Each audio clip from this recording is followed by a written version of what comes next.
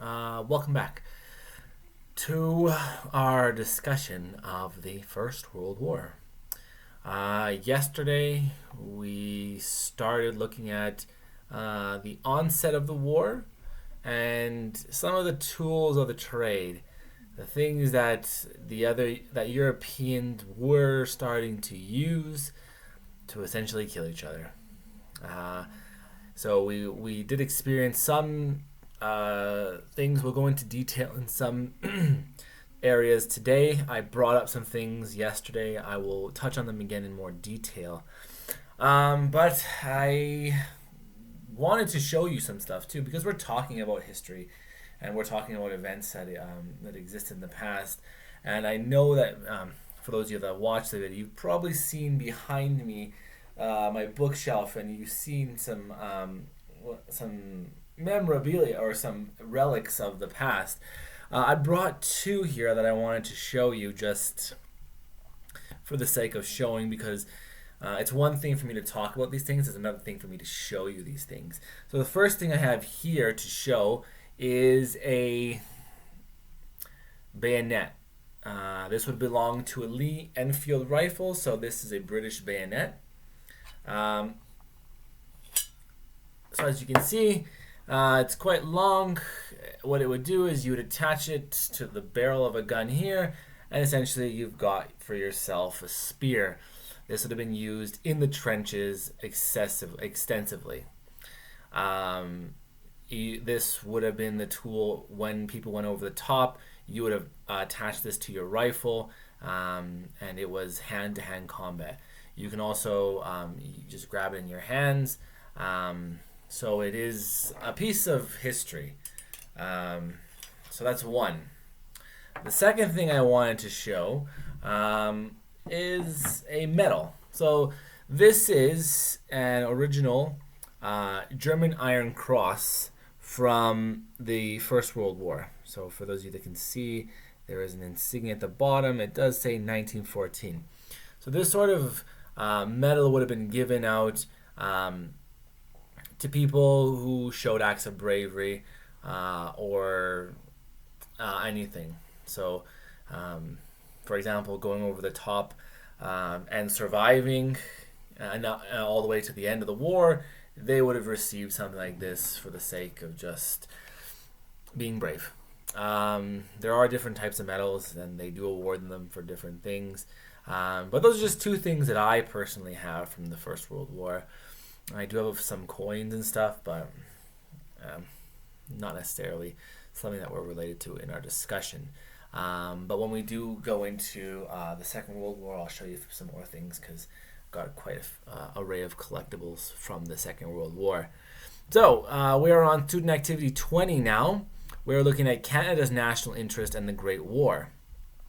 So if you're following along in your booklet, this is page 20. And we're going to focus our question for today and on our summary for today. What were the consequences of serving? What were the consequences of serving Canada's national interest during the war? So we're going to see Canada's role, and then we're going to focus our attention on other aspects of the war. But we're going to focus on Canada a little bit more today.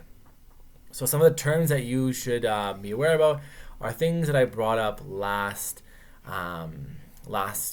video. So the conscription crisis of 1917, Great War internment, and propaganda. These are the three terms that by the end of today you should have a good working understanding of.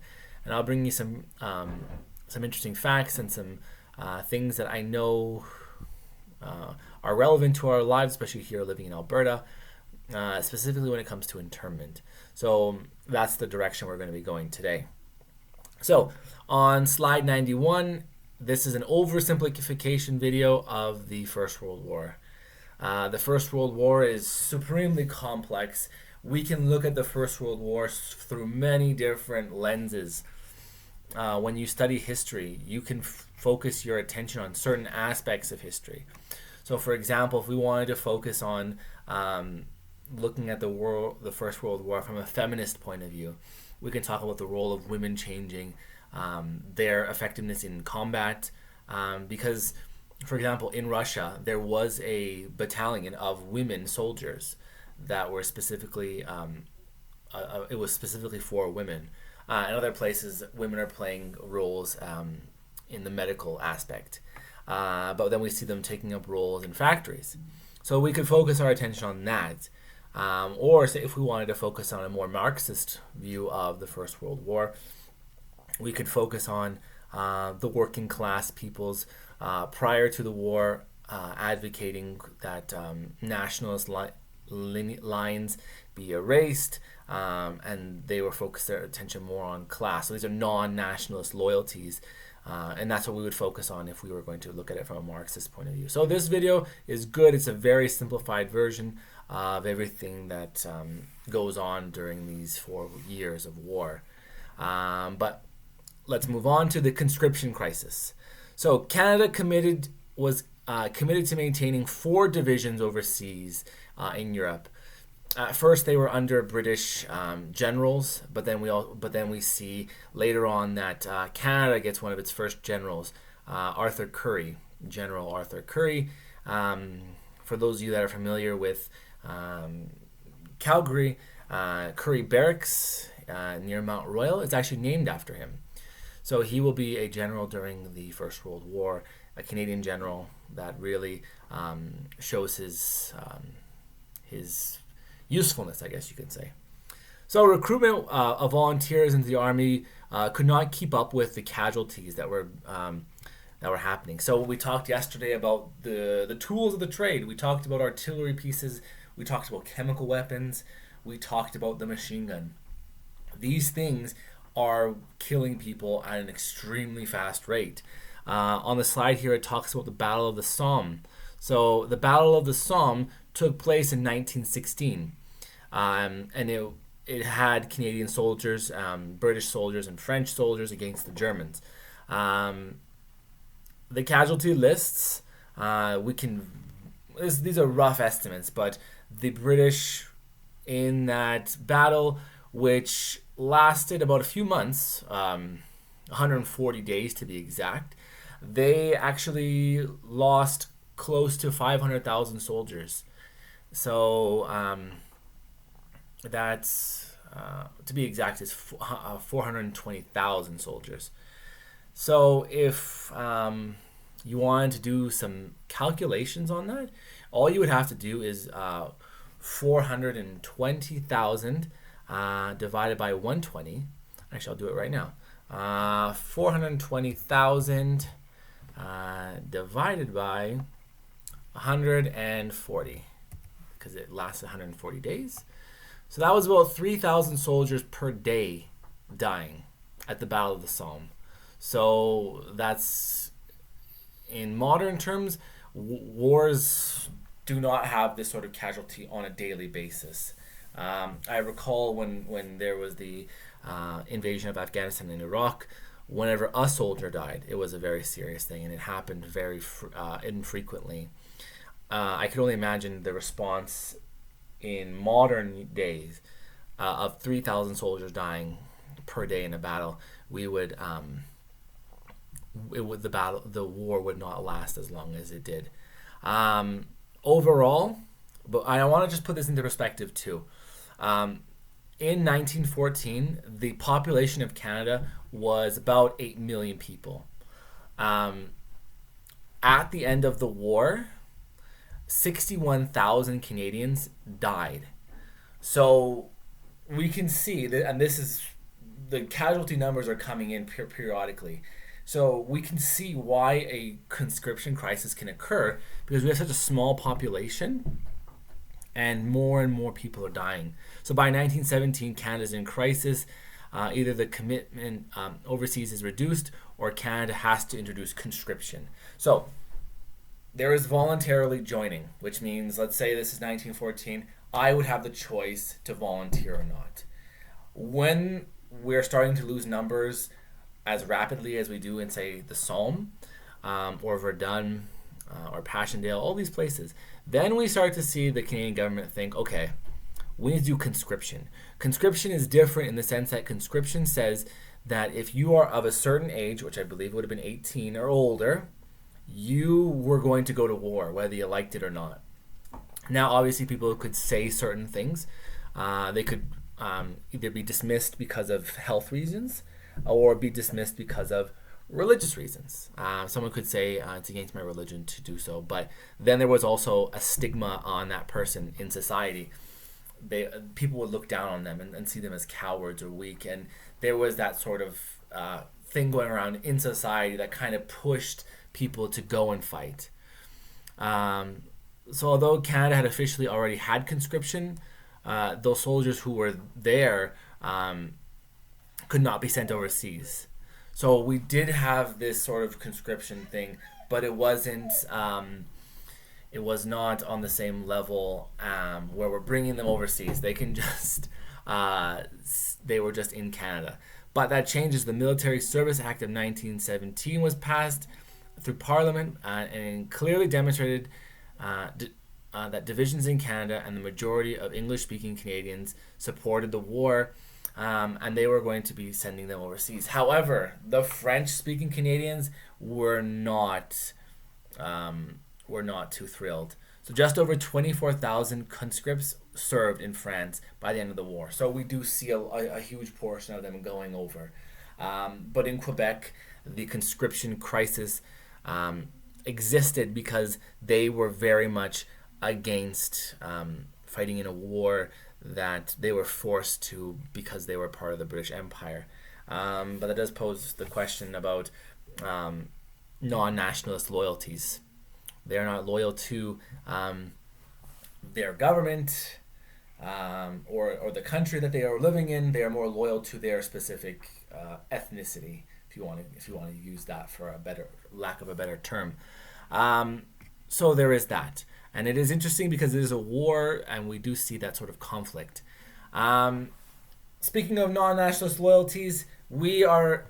Well, back then and now as well, Canada is a nation of immigrants. So we had seen the British come over, the French come over, then more and more people are starting to come over. People from the Ukraine, people from Germany, people from Italy, people from Spain, all over the world they're coming in. From Asia they are coming in as well. So there is that sort of concern. And I bring up the non-nationalist loyalty part because there's this thought of where does your loyalty lie?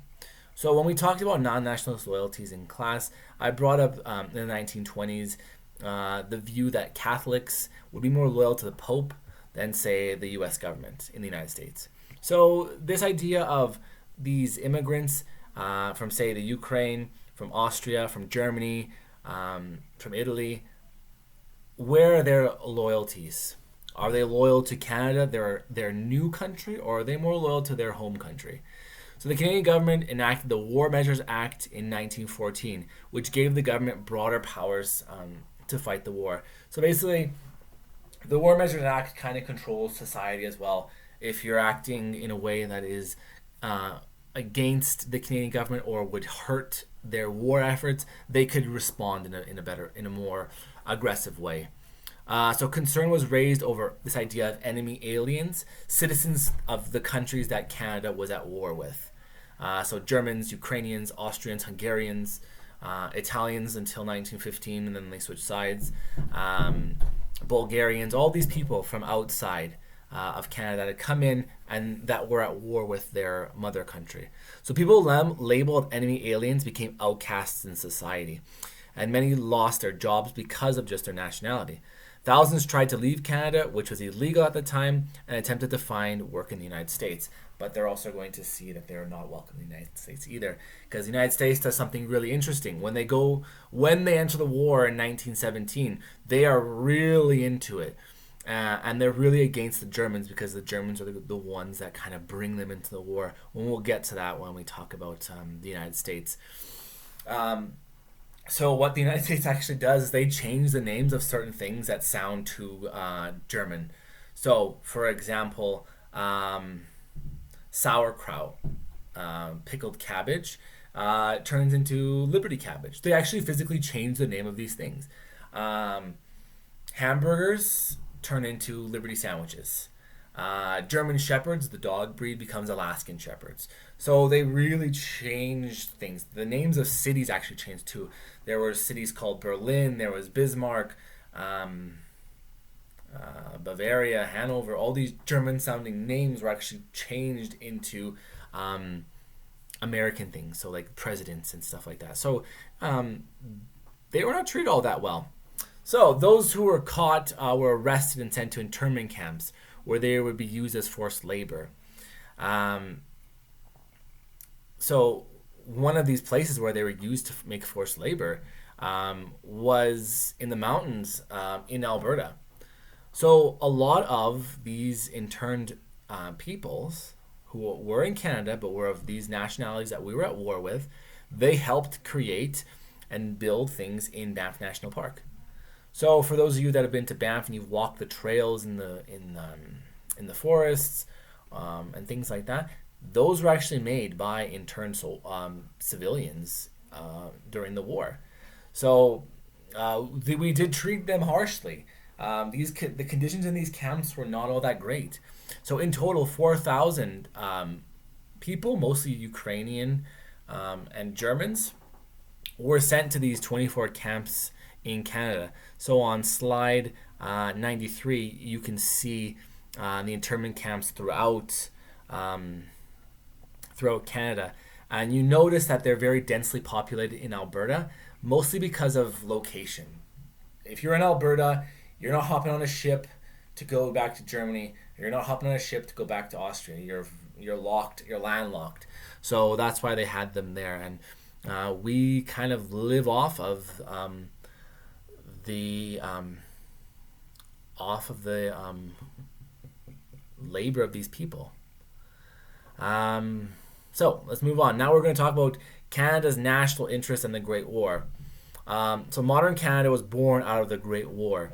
The Battle of Vimy Ridge. This was a ridge in France that was held by the Germans.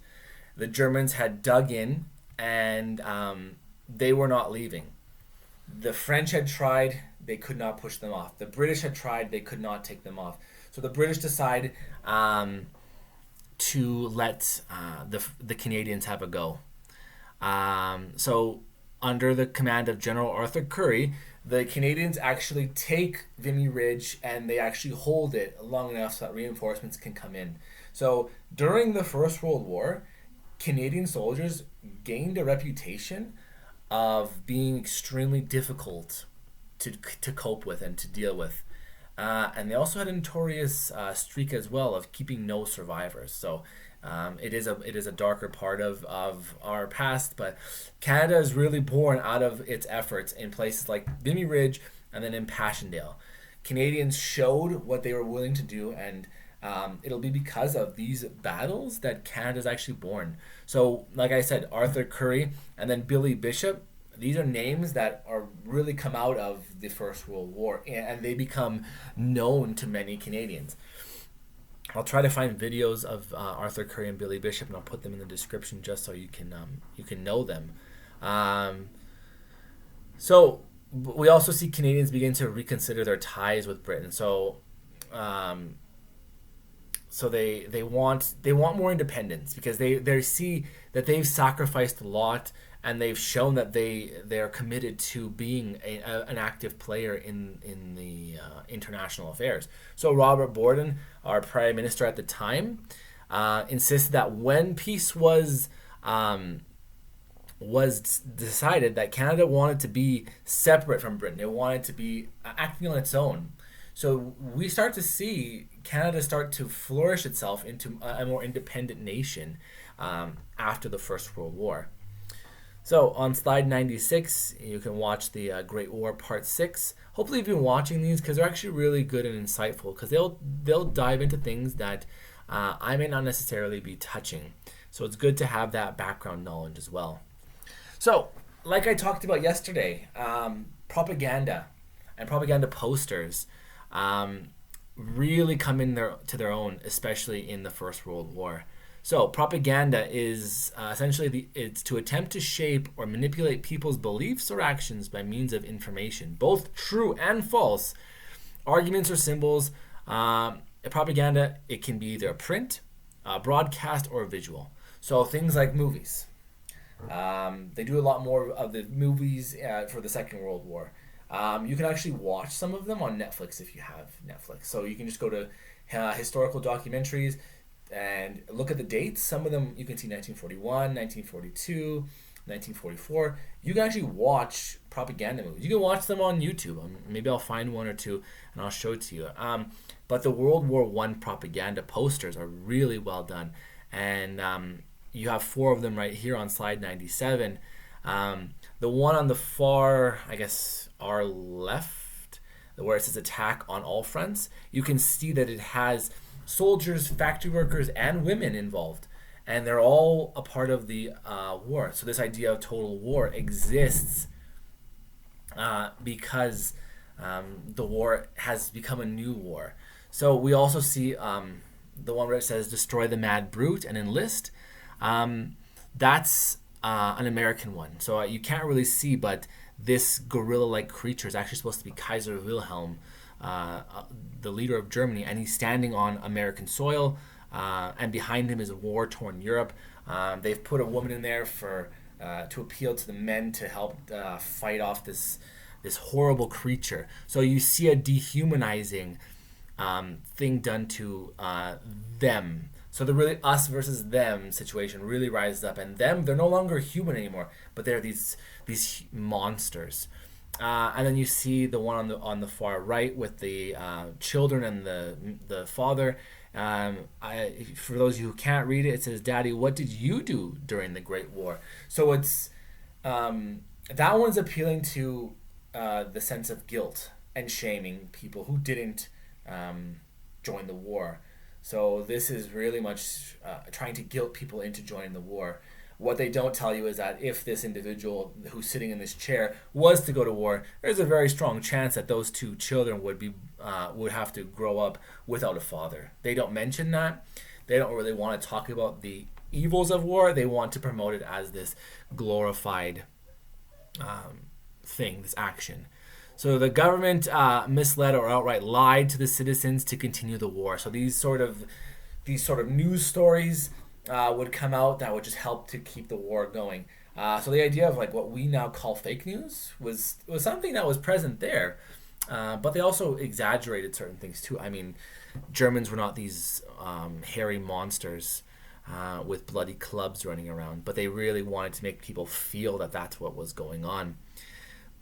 So propaganda was used by all nations, and it was directed either at enlisting, or it was geared towards those who weren't going to war. You know, things like conserving, and just doing your part. So like that one on the far left, fight attack on all fronts. It's even advocating that the factory worker is just as important as the soldier at the front. So that's it for today. The summary: what were the consequences of serving Canada's national interest during the war? Well, what we saw is Canada went into a little bit of a crisis mode when it talked about conscription, because volunteers were starting to go down when they realized that the casualties were starting to go up. So you start to need to get people to actually join and conscription. So we see non-nationalist loyalties spring up between English and French-speaking Canadians. We see the national interest turn against the founding immigration policies of Canada and really alienate people from countries that we were at war with. And then we saw Canada kind of, its national interest was shaped by the fact that it started to develop itself more independently from Britain. So like we talked about with their efforts at Vimy Ridge and in Passchendaele, under the leadership of a Canadian general, and there other people who fought as well. Canada starts to become more independent from the British during World War I, and we even see the Prime Minister say that when the war is over, we want to be represented at the peace conference, not as a colony, but as a member of the alliance that fought. So we can see that the national interest is turning into an actual country's interest. They're starting to become more independent. They're starting to advocate for their own rights and stuff. So that's it for today. If you have any questions or concerns, please feel free to either comment them or email me them. There's a lot of you that have been doing a really good job of keeping up to date and emailing me, so that's great, and I really appreciate that you're here. I do see those of you that are on D2L. I see when you've logged in last. A lot of you have been doing it on a daily basis, which is fantastic, and I would really encourage you to continue doing so. Please make sure you start giving me your stuff. Make sure you do the quiz as well, because those are really good tools to help you understand the content better. Because yeah, we're not in class, but yeah, I am still giving you a grade, so let's not forget that. So for those of you that are doing everything that I'm asking, keep doing it. Keep watching these videos. For those of you that haven't, well, you wouldn't even be watching this video, but if you do know people who aren't, encourage them to as well, because class is still going on even if we're not in class. Okay, so I will see you tomorrow with more war stories. Stay safe, and I'll see you tomorrow.